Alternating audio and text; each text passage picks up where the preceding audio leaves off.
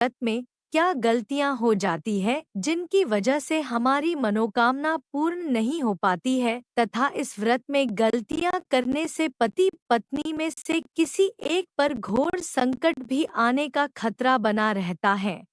क्योंकि कहा जाता है कि पशुपति व्रत में पंच पशुपतिनाथ में इतनी शक्ति होती है कि वह हमारे असंभव मनोकामना भी पूर्ण कर देते हैं।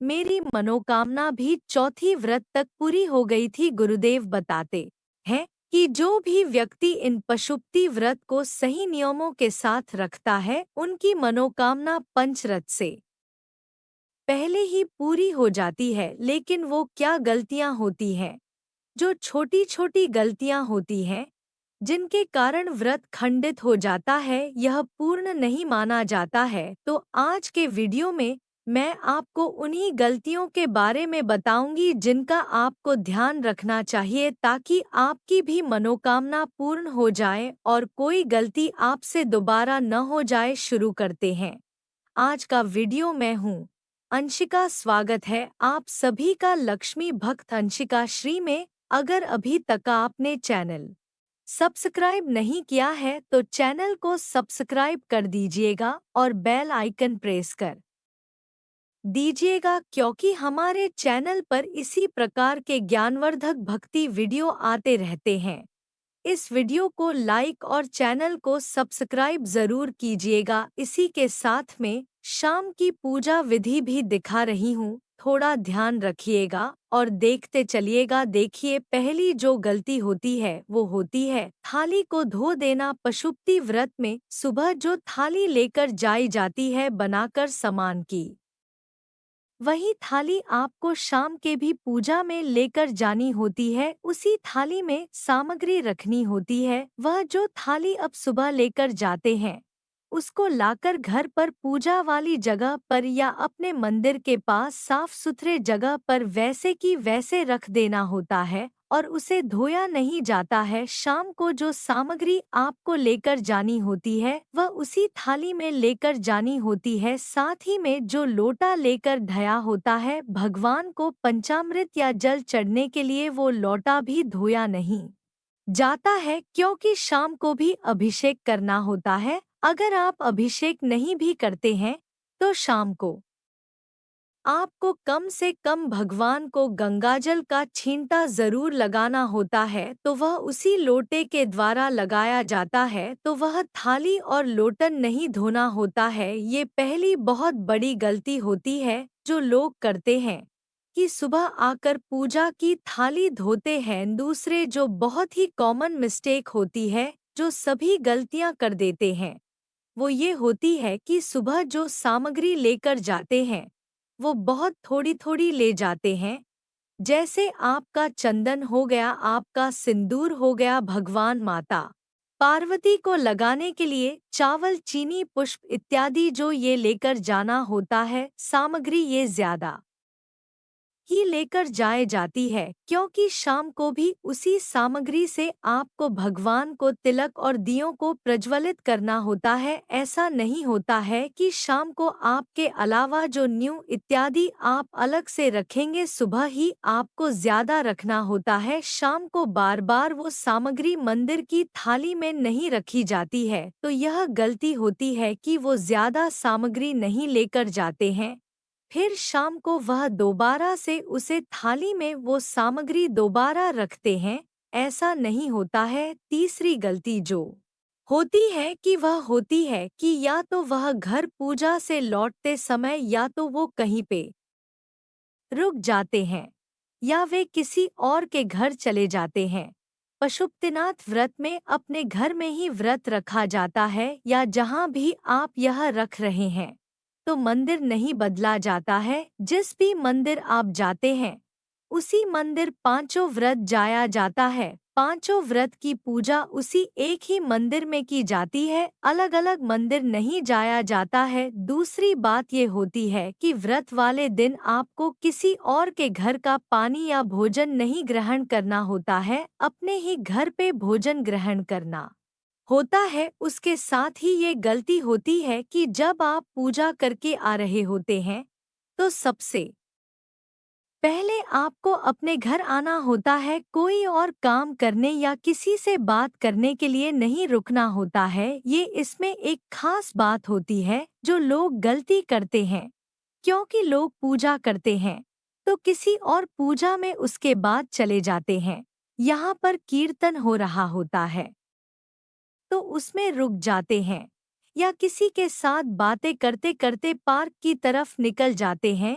लोग सोचते हैं हम चलिए वॉकर आते हैं। नहीं, ऐसा नहीं होता है। जब आप पूजा के माध्यम से गए हैं, पूजा के भाव से गए हैं, तो वो आपको पूजा ही करके आनी होती है। पूरी पूजा समाप्त करके आपको सीधा अपने घर में आना होता है। वो थाली लौटकर आपके घर ही आनी चाहिए, क्योंकि वो थाली में पूजन हो जाती है। उसे थाली में भी आपके भाव भर जाते हैं और इसीलिए आपको सीधा अपने घर आना चाहिए। चौथी मिस्टेक जो लोग करते हैं वो ये करते हैं कि एक व्रत एक मंदिर में कर लेते हैं, दूसरा वक्त किसी और समस्या के कारण किसी और के घर पे चले गए हैं तो दूसरा व्रत किसी और मंदिर में कर लेते हैं, या 3-4 व्रत एक मंदिर में करके पांचवा व्रत किसी और मंदिर में कर लेते हैं, तो इससे भी आपका व्रत खंडित हो जाता है। मेरे चैनल को सब्सक्राइब जरूर कर ले अगर अभी तक नहीं किए हैं तो। पशुपतिनाथ रथ जिस भी मंदिर से आप शुरू करते हैं, उसी मंदिर में आपको पांचों व्रत करने होते हैं। सुबह और शाम के पांचों व्रत आपको पूजा उसी मंदिर में, एक ही मंदिर में, एक ही शिवालय में करनी होती है। पहले ही आपको निर्धारण कर लेना चाहिए किसी वजह से दूर है, पास है, या हम पूरे पांचों मंदिर पांचों व्रत में इस मंदिर में जा पाएंगे या नहीं। लेकिन आपको मंदिर नहीं बदलना होता है, यह खास बात होती है। चाहे आप अपने मायके गए हो, चाहे आप कहीं पर भी गए हो, लेकिन आपको मंदिर नहीं बदलना होता है। पांचवी गलती जो यह लोग करते हैं वह होती है कि शाम को जो प्रसाद बताते हैं, घर में अगर मीठा बना रहे हैं या बाजार से भी कुछ मीठा लेकर आ रहे हैं, बर्फी ला रहे हैं, घर में खीर बना रहे हैं, हलवा बना रहे हैं, सूजी का हलवा, आटे का हलवा, तो ये क्या करते हैं कि वे ज्यादा बना लेते हैं या ज्यादा मंगा लेते हैं ताकि परिवार के सभी सदस्य खा सके। तो वे क्या करते हैं कि अगर घर में बना रहे होते हैं तो 3 भाग का तो वो मंदिर में ले जाते हैं, बाकी वो घर में छोड़ जाते हैं। लेकिन पशुपतिनाथ व्रत में जो भी मीठा अगर बाजार से भी लाया जाता है या बाजार घर पे भी बनाया जाता है, बहुत कम मीठा, वो ना ही ज्यादा बनाया जाता है ना ही ज्यादा लाया जाता है, वो उतना ही बनाया जाता है जितना प्रसाद में चढ़ेगा। 3 भाग का होगा, ना उससे ज्यादा बनाया जाएगा ना लाया जाएगा। तो आपको यह बहुत बड़ी गलती होती है जो बहुत ज्यादा लोग करते हैं, क्योंकि सोचते हैं कि मीठा बन रहा है तो परिवार के सभी सदस्य खा लेंगे। लेकिन नहीं, वो मीठा नहीं बन रहा होता है, वो प्रसाद बन रहा होता है, किसी काम के लिए बन रहा होता है, पूजा पाठ के लिए बन रहा होता है। तो वो मिठाई की तरह, मीठी की तरह, और परिवार के सदस्य नहीं खा सकते हैं।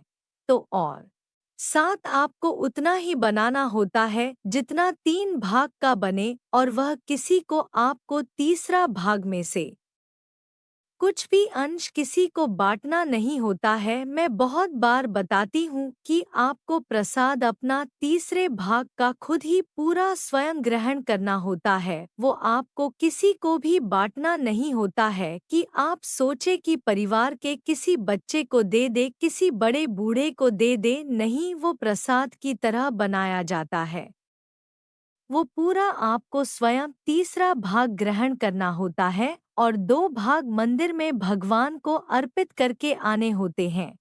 इसी के साथ जो गलती एक बहुत कॉमन होते हैं जो मैं खुद भी जब पूजा करने जाती थी तो मैं कई लोगों को देखती थी कि वहां पर करते कि वो 6 दिए तो मिट्टी के या आटे की जो भी दिए वह घर से ले जाते, लेकिन वह घी और बाती मंदिर में जाकर बनाते। उसमें ऐसा नहीं होता है। घर से पूरे दिए तैयार करके आपको 6 के 6 दिए लेकर जाने होते हैं। उनमें घी भी आपको घर से डालना होता है और बाती भी घर से लगाकर लेकर जानी होती है। बस आपको वह जलाने भगवान के सामने होते हैं मंदिर में जाने बाद, लेकिन आपको पूरे दिए आपको तैयार घर से करके लेकर जाने चाहिए। उन्हें में घर में चाहे आप आटे के दिए बनाएं, चाहे मिट्टी के दिए बनाएं, चाहे पीतल के दिए जला रहे हैं, लेकिन आपको घर से ही तैयार करके वो दिए लेके जाने होते हैं। घी और बाती मंदिर में नहीं लगाना होता है। 7वीं गलती जो हुए लोग करते हैं कि पंच दिए तो भी मंदिर में जला देते हैं। बिल्कुल सही करते हैं, लेकिन छठ दिया अपनी थाली में से उतरते ही नहीं है। छठ दिया हमें मंदिर में जाने के बाद आपने थाली में से उतरना जरूर होता है। हमारे को वहां पर रखना होता है और साथ ही में जब हम दिया जलाते हैं तो उसे समय एक और गलती करते हैं कि हम जब दिए प्रज्वलित करते हैं भगवान के सामने तो वे अपनी मनोकामना की प्रार्थना भगवान से नहीं करते हैं, केवल घी के दिए जला देते हैं। ऐसा नहीं होता है। आपको उसे समय हाथ जोड़कर भगवान से प्रार्थना यह भी करते जाना चाहिए। एक दिया जलाए तो अपनी मनोकामना की प्रार्थना करें, भगवान से दूसरा दिया जलाए तो फिर करें। इसी प्रकार से 5 दिए जलाते हुए भगवान के सामने हाथ जोड़कर मनोकामना की प्रार्थना करते रहना होता है। और छठ दिया और उसके बाद जलाने के बाद आप अपने थाली में वापस रख के अपने घर वापस ले लिए। मेरे चैनल को सब्सक्राइब जरूर कर ले मेरे दोस्तों। नवीन गलती जो भी करते हैं वह प्रसाद से ही रिलेटेड होती है। वो ये होती है कि वो प्रसाद तीसरे भाग का घर तो ले आते हैं, लेकिन भोजन ग्रहण करने से पहले वो प्रसाद का तीसरा भाग नहीं खाते हैं। हमें भोजन जो ग्रहण करना होता है उससे पहले ही वह प्रसाद का तीसरा भाग खाना होता है। सबसे पहले वो प्रसाद खाना होता है, उसके बाद ही भोजन करना होता है, उसके पहले या बाद में नहीं होता है। आप ऐसा नहीं कर सकते कि भोजन ग्रहण कर लिया उसके बाद आपको मीठा करें। नहीं, आपको व्रत खोलना ही उस प्रसाद से होता है, क्योंकि वो भी अनाज होता है। खीर बनाएंगे या हलवा बनाएंगे या अगर मिठाई भी ला रहे हैं, चलिए मान लीजिए कि अगर आपने कोई की बर्फी चढ़ाई है तो वह तो अनाज नहीं मिली, लेकिन फिर भी जो प्रसाद हमको खाना होता है वह अपने भोजन से पहले ही खाना होता है। इसके बाद वो 10वीं गलती जो करते हैं वो करते हैं कि वे 5वें व्रत उद्यापन ना करके, कुछ लोगों को लगता है कि 5 व्रत रखने होते हैं, इसके बाद 6वें व्रत पर उद्यापन करना होता है। जी नहीं, 5 व्रत किए जाते हैं और 5वें व्रत वाले दिन ही उद्यापन करना होता है। ये गलती आप भूल से भी ना करें, क्योंकि कुल मिलाकर ही 5 व्रत किए जाते हैं। उद्यापन का दिन भी उन 5 व्रत में आता है। जी हाँ, अगर इस बीच में आपको कोई तबीयत खराब हो गई है, कहीं पे जल्दी जाना पड़ गया या आपका रजिस्टर आ गया है यानी पीरियड्स आ गए हैं, तो आपका एक व्रत एक्स्ट्रा हो जाता है। लेकिन इसके अलावा आपको कोई छठ व्रत नहीं रखना होता है, ना ही छोटे कोई उद्यापन करना होता है। इसी में लोग एक और गलती करते हैं कि वे उनके पीरियड्स आ गए हैं अगर स्त्रियां रख रही हैं, क्योंकि स्त्री पुरुष दोनों यह व्रत रख सकते हैं। अगर स्त्रियां रख रही हैं तो उनका मासिक धर्म आ गया है, तो वह मासिक धर्म के दौरान किया गया व्रत भी इसमें गिन लेते हैं। पंच व्रत में जो मासिक धर्म पर उन्होंने व्रत किया, क्योंकि खाली नहीं छोड़ा जाता है व्रत। अगर आपकी तबीयत ठीक है और व्रत रखने की स्थिति में है तो आपको पीरियड्स में भी यह व्रत रखना होता है। तो अगर आप उस दिन भी यह व्रत रखती हैं तो लोग उसको व्रत को गिन लेते हैं, लेकिन उस दिन ना पूजा हो पाती है, ना हम भगवान के आगे दीपक जला पाते हैं, ना वो प्रसाद चढ़ाया जाता है। तो इसलिए जो गलती करते हैं वो ये करते हैं कि पंच व्रत में अगर उनकी डेट का जो पीरियड्स का व्रत आ गया उसको भी गिन लेते हैं तो वह व्रत नहीं गिना जाता है। इसके अलावा आपको एक और व्रत रखना होता है, यानी टोटल कुल मिलाकर 6 व्रत हो जाते हैं। स्त्रियों के ज्यादातर तो वो छठे व्रत को ही अपना उद्यापन करें। पंच व्रत वही जिस दौरान उन्होंने पूजा अर्चना पूरी विधि विधान से भगवान भोलेनाथ की हो।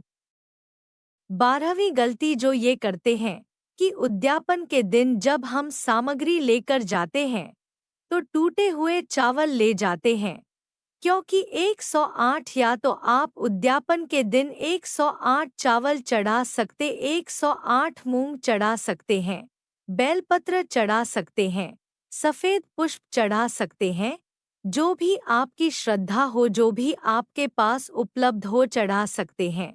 लेकिन चावल लेकर जाते हैं वह खंडित चावल ले जाते हैं, लेकिन चावलों को कभी भी खंडित शिवलिंग पर अर्पित नहीं किया जाता है। एक एक दाना जो भी आप चढ़ाएंगे, जो भी आप अर्पित करेंगे शिवलिंग पर, वो एक एक दाना खंडित नहीं होना चाहिए। इसी के साथ भी नारियल पर कभी कभी कलावा बांधना भूल जाते हैं। नारियल उद्यापन के दिन अर्पित किया जाता है भगवान को उद्यापन के समय शाम की पूजा में, लेकिन वे नारियल पर कलावा बांधना भूल जाते हैं। जो कलावा बांधना भूल जाते हैं आप, तो वो वस्तु नहीं चढ़ता है, तो वे चीजें भगवान स्वीकार नहीं करते हैं।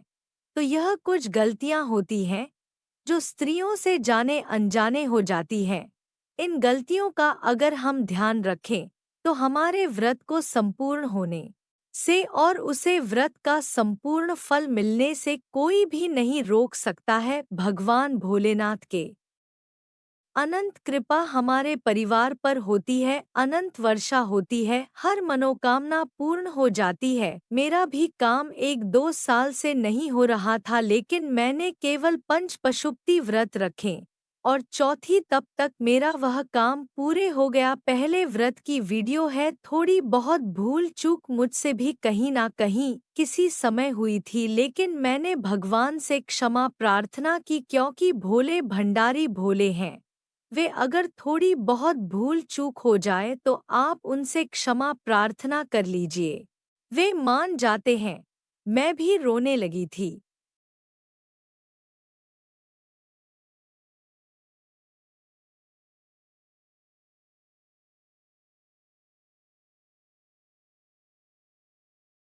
कि थोड़ी बहुत भूल चूक हो गई है, भगवान आप मेरी पूजा स्वीकार कर लीजिएगा। और भगवान ने इतना चमत्कार दिखाया कि जो कल 2 साल से कार्य रुका हुआ था वे चौथे व्रत तक पूरा हो गया। इतनी शक्ति है, इसलिए मैं पशुपतिनाथ व्रत सभी को रखने की सलाह देती हूँ।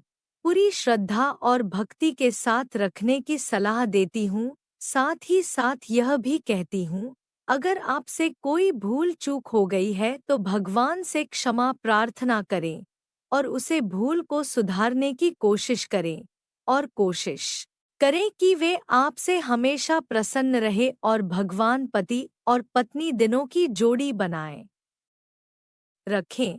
इस तरीके से अगर आप रखते हैं आपके व्रत, तो आपको अनंत फल मिलता है, आनंद पुण्य मिलता है और आपके व्रत जरूर सफल होंगे, आशा करती हूँ।